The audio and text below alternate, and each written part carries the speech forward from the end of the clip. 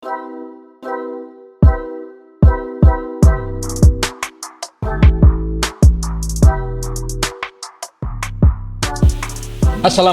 warahmatullahi wabarakatuh.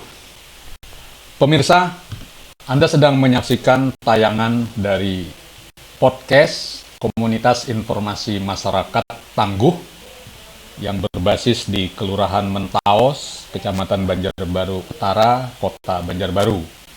Channel ini merupakan program dari Komunitas Informasi Masyarakat dalam rangka sharing informasi hal-hal yang berkaitan dengan kehidupan sehari-hari yang kami anggap layak untuk diinformasikan. Acara akan kami kemas dalam bentuk bincang-bincang dengan tokoh-tokoh terpilih yang juga kami anggap kompeten di bidangnya dan sesuai dengan tema yang kami angkat pada setiap kali tayangan. Nah, untuk kali ini kami menghadirkan tamu spesial, yaitu Bapak Aibtu Polisi Karyanto.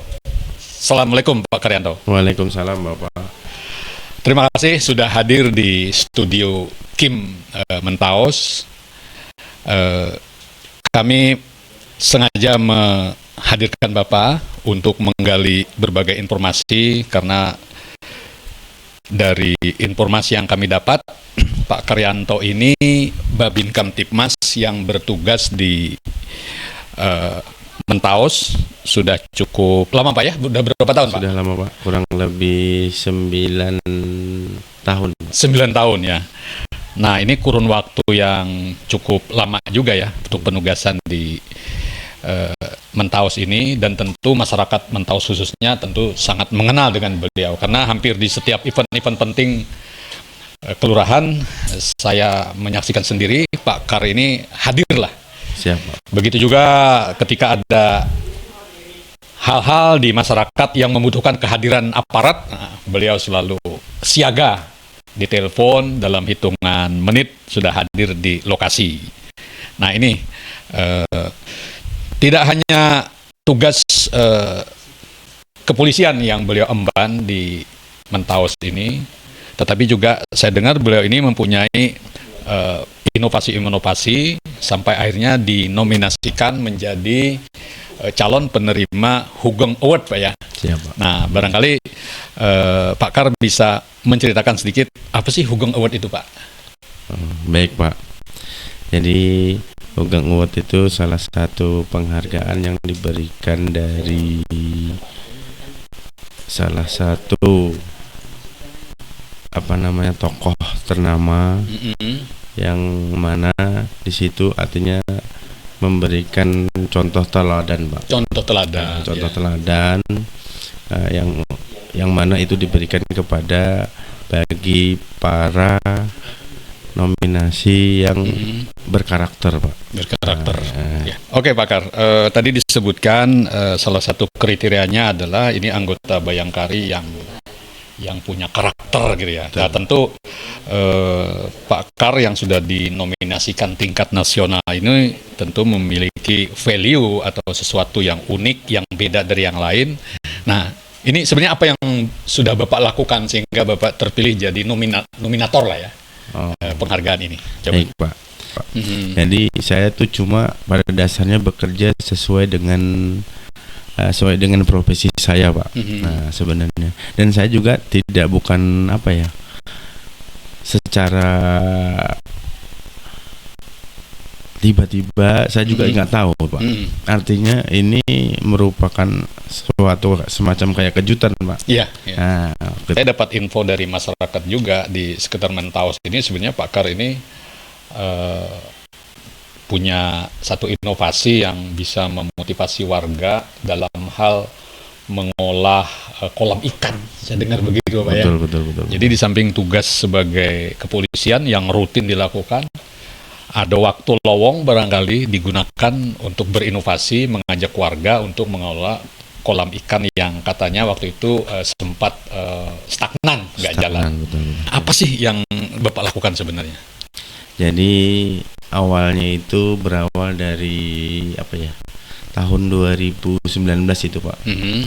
2019 itu mulai kita dari pembentukan apa ya, posko PSBB. Nah, di situ kita COVID itu ya, iya, COVID betul, itu ya. betul.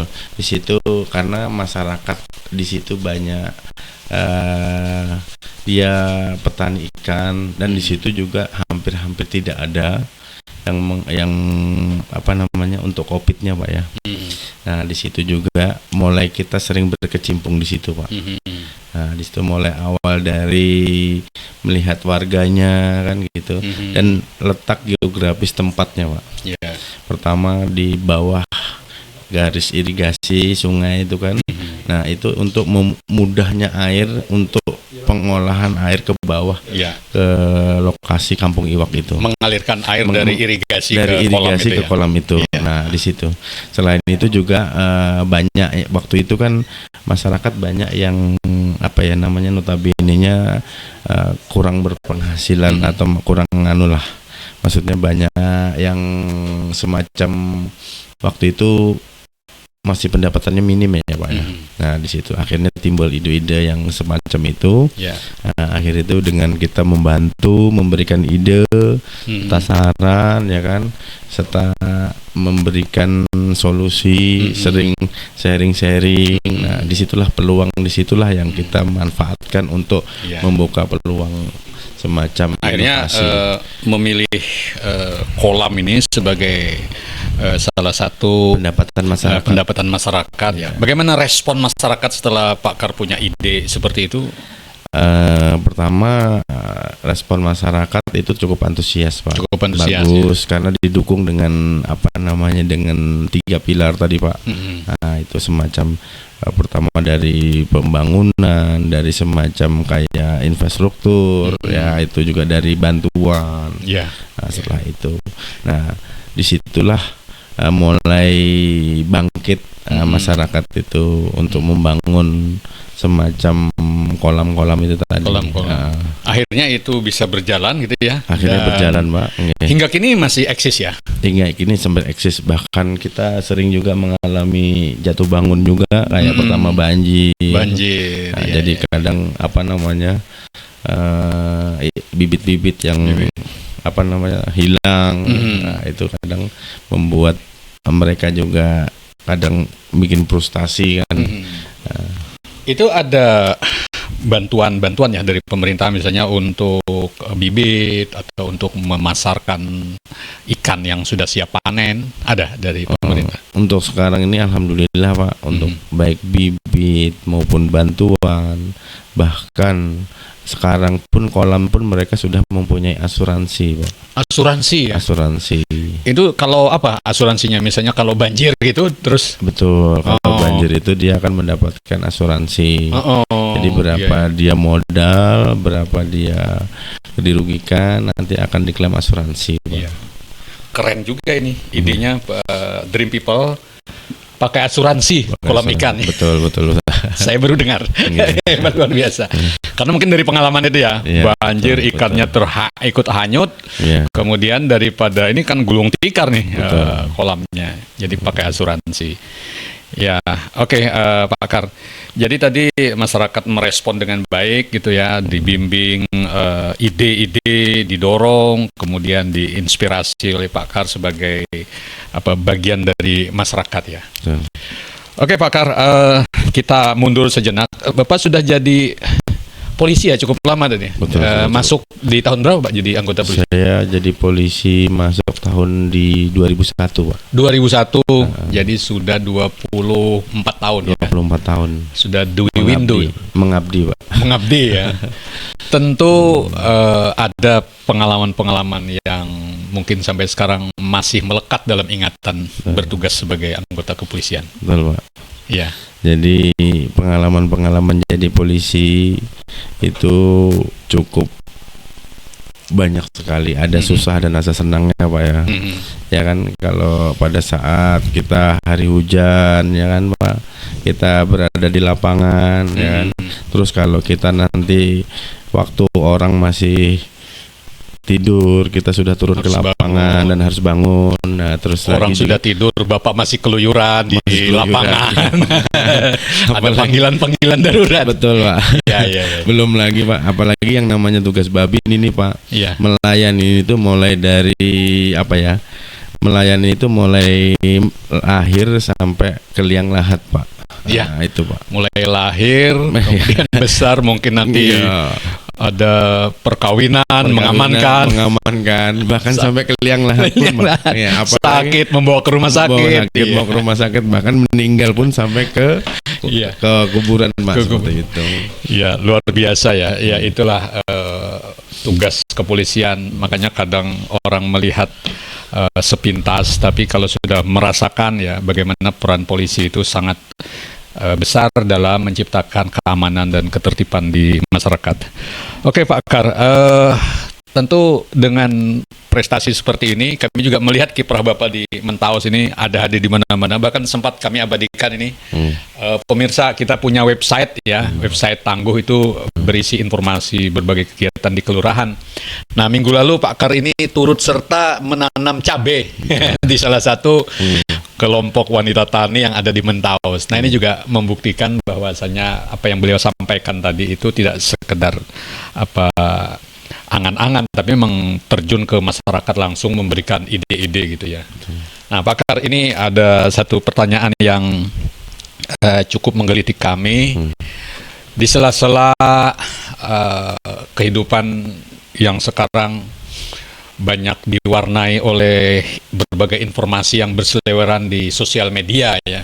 Ya, saya juga termasuk yang mengikuti, di mana sering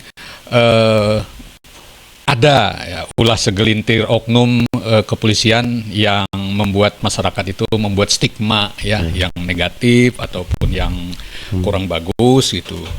Nah, ini setidaknya yang beredar di sosmed ya, Betul. yang cukup banyak kita ikuti. Kemudian saya juga mendapatkan informasi bahwasanya manajemen kepolisian itu dari Mabes mungkin menurunkan semacam kampanye bahwasanya bahwasanya kepolisian itu untuk masyarakat kan. Betul. Di kantor-kantor polsek, di Polres saya lihat ada tulisan polisi untuk masyarakat. Untuk Nah, itu masyarakat. dalam pemaknaan Pak Akar sendiri bagaimana itu untuk mengisi makna polisi untuk masyarakat dalam kehidupan Bapak melayani warga di Mentaos ini? Jadi kalau saya memaknainya, yang namanya melayani itu Pak, di polisi itu kapan saja, dimanapun saja itu siap memberikan pelayanan kepada masyarakat dan berusaha untuk berdiri tegak Pak. Ya. Artinya tidak miring ke kanan dan miring ke kiri. Ya. Artinya memberikan informasi yang benar Pak. Artinya sesuai dengan apa himbauan, atau ibaratnya ada berita tidak benar, bahkan berkaitan dengan kriminalitas, ya kan Pak. Apalagi yang sekarang ini marak-maraknya seperti kayak judi online. Nah, itu Pak, habis itu geng motor. Itu bagaimana kita harus memberikan pemahaman kepada masyarakat, berita itu jangan sampai yang tidak benar atau beredar dan bisa meresahkan masyarakat. Iya. Jadi maknanya di sini kita harus benar-benar memberikan dan mengayomi masyarakat.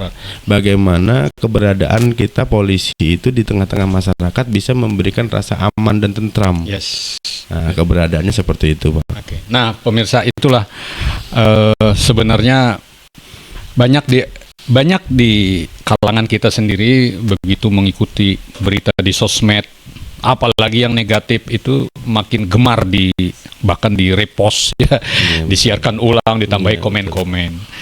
Itu hanya ya barangkali memang tidak ada yang sempurna ya, segelintir oknum yang berbuat hilaf atau lalai ada kesalahan, tapi itu menjadi stigma negatif terhadap kepolisian secara institusi. Sebenarnya tentu tidak demikian ya. Ini salah satu bukti nyata yang ada di lingkungan kami ini di Mentaos ini, kehadiran Pak Akar ini benar-benar menjadi jawaban atas keresahan masyarakat ya, untuk memberikan rasa aman, tertib dan lain sebagainya. Makanya kami sangat menghimbau pada masyarakat untuk menilai berita itu dengan objektif, Kalau kira-kira meragukan ya jangan direposting lagi atau bahkan ditambah-tambahi Betul. yang membuat informasi semakin keruh gitu. Betul Pak. Oke, ngomong-ngomong, biasanya profesi kepolisian itu seseorang anak seperti Bakar kan pingin jadi polisi, tentu ada yang cita-cita dari awal atau ada yang menginspirasi atau apa yang mengilhami sehingga Bapak tertarik untuk jadi polisi.